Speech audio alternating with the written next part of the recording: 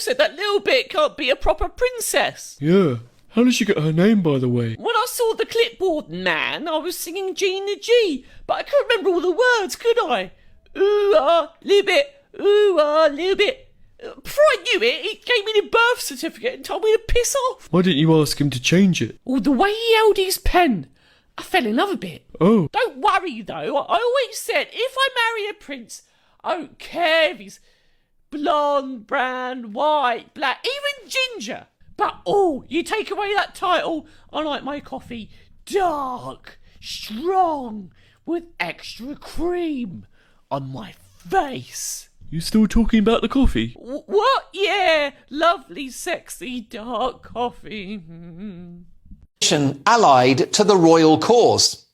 How confusing, therefore, that the privacy-obsessed self-publicists Harry and Meghan should seek to burden their youngest child with the title of princess, a title so representative of an institution they clearly loathe, and one representative of a country which they've clearly fallen out of love with. According to Boo-hoo Harry and according to his other half, Woko Mono, the royal family are emotionally unfeeling, dishonest and duplicitous and potentially racist. If they're so hostile to the family and the institution, why would they consign their youngest daughter to a lifetime of royal obligation? Well, I can think of a few million reasons why.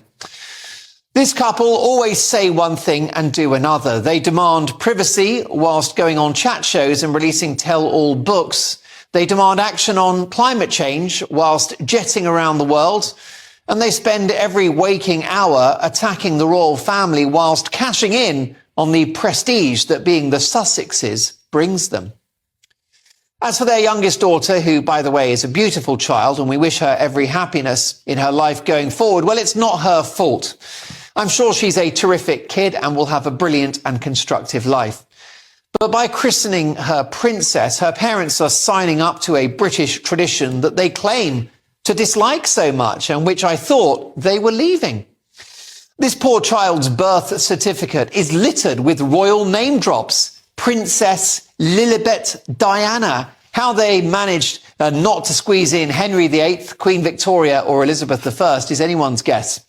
It's obvious this couple want to have their cake and eat it, and they will never give up the royal gravy train. Calling their daughter princess is shallow, it's cheap, it's gold digging, and it's utter double standards. You're either a royal or you're not. You can't be half in, half out, as this couple seem to think they can. Right now, they're laughing at the institution, they're laughing at King Charles, and they're laughing at the country, whilst laughing all the way to the bank. What a pair of bankers. I think it's time for Charles to call the bluff of this couple. He's already dumped them out of Frogmore, which had me leaping for joy. And I think now he should dump them out of his family, tear up the invitation to the coronation and make it clear they are no longer royals, even if they call themselves as much. Back into Hollywood's good books. Do they have anything to offer the A-list celebrities there? They can't sing or dance or act. What can they offer other than their royal titles to have that allure back? Guess what? They're going to have to grovel. They're going to have to show up to the coronation and be seen and pictured. You know, they're going to have to stand next to William and Catherine if they can get close enough. I'm sure security's already been warned to keep them away, but they need those photos with King Charles. They need the photos with, God forbid, Queen Consort Camilla, who Harry tears apart in his book. They need proximity to the royal family to continue to monetize off of their misery. This is what you told 50 million people around the world. What's this? I do recall it and regret it. It's worth reminding. The idea of the first member of color in this family not being titled in the same way that other grandchildren would be. It's not their right to take it away. It was a complete... Hang on, Tessa. It was a complete lie. Appalling ignorance. Appalling ignorance. Yeah. And also used in a very, very nasty way to attack people who couldn't answer back. Yes, and brand them a bunch of racists when they weren't. Racism is a terrible accusation to make because it's easy to make. Well, once thrown, and it it's sticks on almost people. impossible Yeah, to prove Tessa, that she, the king, has played a blinder in all this because he let it be known from the very outset that they were welcome to come, Meghan and Harry, to the coronation, putting the ball firmly in their court.